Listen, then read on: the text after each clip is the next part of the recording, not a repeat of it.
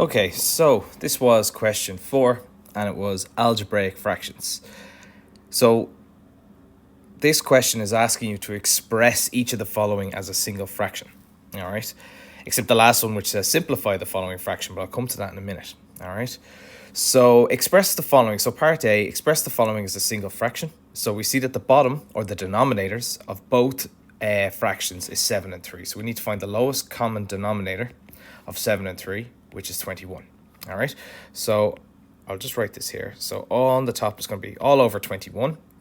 All right, and we're going to take this guy, yeah.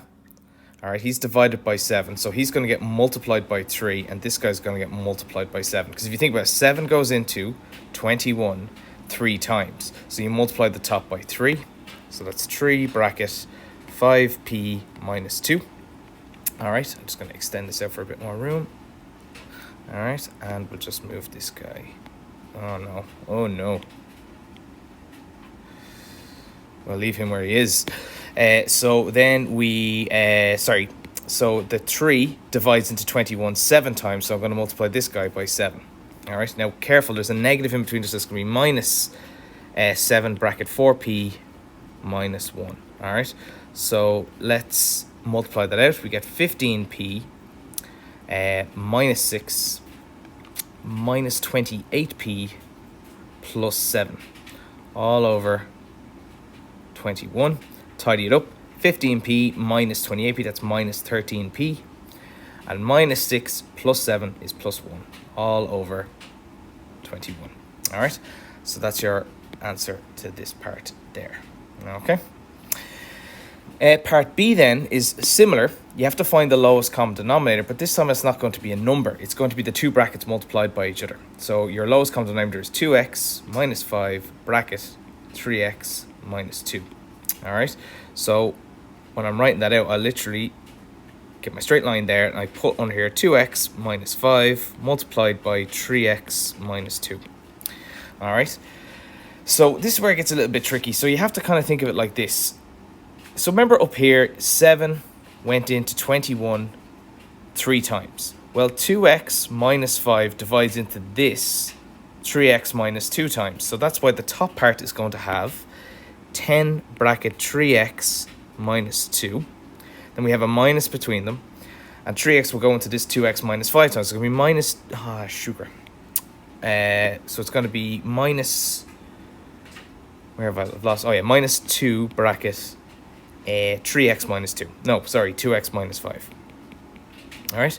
So let's multiply that out. You get 30x minus 20 minus 4x plus 10 all over 2x minus 5 bracket 3x minus 2. All right, so let's tidy it up. 30x minus 4x, that's 26x, and minus 20 plus 10 is minus 10 all over, and you just write it out again, 2x minus 5 bracket 3x minus 2. So there it is as a single fraction. All right, now the last question says simplify the following fraction, which is a hint to something needing to be done before you can simplify it.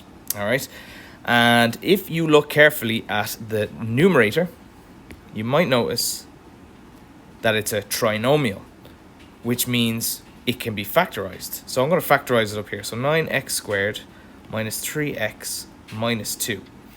Now I'm going to use, I know there's 9 and 1 and there's 3 and 3. I'm just going to skip ahead and tell you that's 3x times 3x. All right. If you're wondering how I did that so fast, a clue is kind of in the denominator. This is 3x plus 1, which kind of hints that one of these guys has to be 3x. Anyway, I don't know. That's just how I look at it anyway. And I'm going to go minus 2 and 1. All right. So this minus 2 multiplied by 1 gives me minus 2. And now minus 2 multiplied by 3x, that's minus 6x plus 3x is going to give me minus 3x. So this works. We're going to give them their own brackets, and I'm going to write them over here. So 3x minus 2 bracket 3x plus 1. All of that is over 3x plus 1, and you can cancel the 3x plus 1s, which just leaves you with 3x minus 2. Hence why it said simplify and not write as a single fraction, because it doesn't need to be written as a fraction. You could put it over 1 if you want, but that would be kind of silly. Okay, so that was question 4.